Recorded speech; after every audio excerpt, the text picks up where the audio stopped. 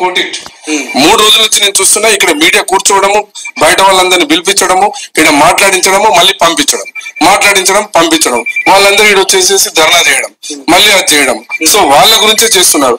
అట్లాగే ఆడ కూడా అట్లనే జరిగింది. ఇట్లా జరగాలి మరి, ఎట్లా మాట్లాడాలి మరి, ఏం చేయమంటారు? నేను అడుగుతా ఉన్నా, ఏం చేయమంటారు? పోలీస్ ఆఫీసర్లు చెప్తారా మాకు? మీడియాకి ఎట్లా చేయాలి, ఏం చేయాలి, జర్నలిజం ఎట్లా ఉండాలని చెప్పి పోలీస్ ఆఫీసర్ డిసైడ్ చేస్తాడా? Who are you to decide the journalism? మైపాల్లో ఇంకా సంథింగ్ ఎవరు YouTubers something they are not channel, official channel కాదు వాళ్ళంతా. They are not channels, official channels కాదని చెప్పి ఓయూ మైపాల్ కాదు, అఫీషియల్ ఛానల్ కాదు, వీళ్ళు యూట్యూబర్స్. ఈయనకు ఒక సంగతి అర్థం కావాలి. కేసీఆర్ హయాంలా విద్యార్థుల పక్షాన, నిరుద్యోగుల పక్షాన ప్రాణాలను సైతం అడ్డం పెట్టి కొట్లాడినటువంటి మైపాల్ యాదవ్. నేను ఒక్క మైపాల్ యాదవ్ అని చెప్తలేను, ఆయనతో పాటు చాలా మంది ఉన్నారు. అందులో మైపాల్ యాదవ్ ఒకరు. డప్పు పట్టుకొని ఆనాడు కేసీఆర్ మీద పోరాటం చేసింటూ ముందు వరుసలు ఉన్నాడు అంటే మైపాల్ యాదవ్. ఆయనను పట్టుకొని ఇలా యూట్యూబర్ సింపుల్ గా తీసి పడేస్తా ఉన్నాడు. వాళ్ళంతా తీసుకొని వస్తుంటే వేరే వాళ్ళని తీసుకునే క్రమంలో వీళ్ళు అడ్డగిస్తుంటే వాళ్ళని కూడా తీసుకొని రావడం జరిగింది. జీ ఛానల్ ఎవరైతే శ్రీచరణ్ ఉన్నాడో ఆయన పోలీస్ స్టేషన్ తీసుకొని వచ్చిన తర్వాత ఆ లోపలనే నేను జీ ఛానల్ సార్ నేను ఇది అని చెప్తే పంపించేసినాం. జస్ట్ విత్ ఇన్ 5 minutes లో ఎవరు కొట్టలేదు. నువ్వు చాలా గ్రేట్. ఒక యూట్యూబర్ మొన్నటి నుంచి మొన్న నైట్ లీడర్ ధర్నా చేయించింది ఆయన. వాళ్ళ ఎంబడి వచ్చింది, ఆడికెళ్ళి వాళ్ళందరినీ పిలిపించింది, ఈయనే కూర్చోబెట్టిండు. ఆయన కంప్లీట్ ఆయనే మానిటర్ చేస్తుండే. Is the Mypal YouTuber monitor చేస్తుండే. మాకు తెలుసు అది. ఈజ్ ద మైపాల్ యూట్యూబర్ అని చెప్తా ఉన్నాడు.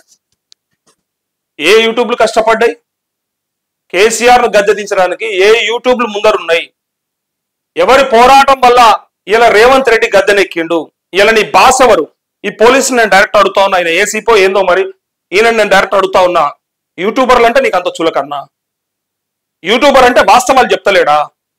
ఎలా మెయిన్ స్ట్రీమ్ మీడియా ఒక్కడు చూస్తలేడు? కావాలంటే కనుక్కోండి. ఉన్నదంతా యూట్యూబ్ లోనే ఉంది. ఎందుకోసం అంటే నిజాలు భయపడకుండా నిక్కచ్చిగా ఎవ్వరు కూడా లాలుచి పడకుండా చెప్తా ఉన్నారు. అందుకోసమే ఇలా యూట్యూబ్ ఛానల్ నడుస్తా ఉన్నాయి, లక్షలాది వ్యూస్ వస్తా ఉన్నాయి. ఎందుకోసం చూస్తున్నారు అనుకుంటున్నావు? ఆ బోడీ మెయిన్ స్ట్రీమ్ మీడియాను చూస్తున్నారు అనుకుంటున్నావు? అమ్ముడుపోయిన చెత్త మీడియా అది. నా తోటి జర్నలిస్టుల పనిచేసి కూడా నాకు బాధ అనిపిస్తుంది. మెయిన్ స్ట్రీమ్ మీడియాలో పనిచేసే జర్నలిస్టులు కూడా చాలా మంది బాధపడతా ఉంటారు. మేము మా బాస్ ఎట్లా చెప్తా అట్లా, మా సీనియర్ ఎట్లా చెప్తా అట్లా, మా ఓనర్ ఎట్లా చెప్తా అట్లా పనిచేసే పరిస్థితి, మా పార్టీకి ఏ పార్టీకి మంత పడితే ఆ పార్టీకి మాట్లాడాల్సిన పరిస్థితి, ఆ గత్యంతరం ఏర్పడ్డది, అగత్యం వచ్చింది. అందుకోసమే మేము ఇలా జీతాల కోసం మా బతుకులు పనం పెడతా ఉన్నామని చెప్పి బాధపడే జర్నలిస్టులు ఎంతో మంది. అందుకోసమే యూట్యూబ్ ని ఎంచుకున్నారు. ప్రజలు కూడా యూట్యూబ్ లోనే నమ్ముతున్నారు. ఎందుకోసం అందులోనే వాస్తవాలు బయటకు వస్తా ఉన్నాయి. గతంలో కేసీఆర్ చేసినటువంటి ప్రతి అవినీతి అక్రమం బయటకు వచ్చింది యూట్యూబ్ ద్వారానే. ఆయన కొన్న మీడియా ఏ రోజు బయటకు చెప్పలేదు. ఇదంతా యూట్యూబ్ ఛానల్ అంతా కలిసి మరి ఏదో ఒకటి తీసుకోవాలి దీనిపైన.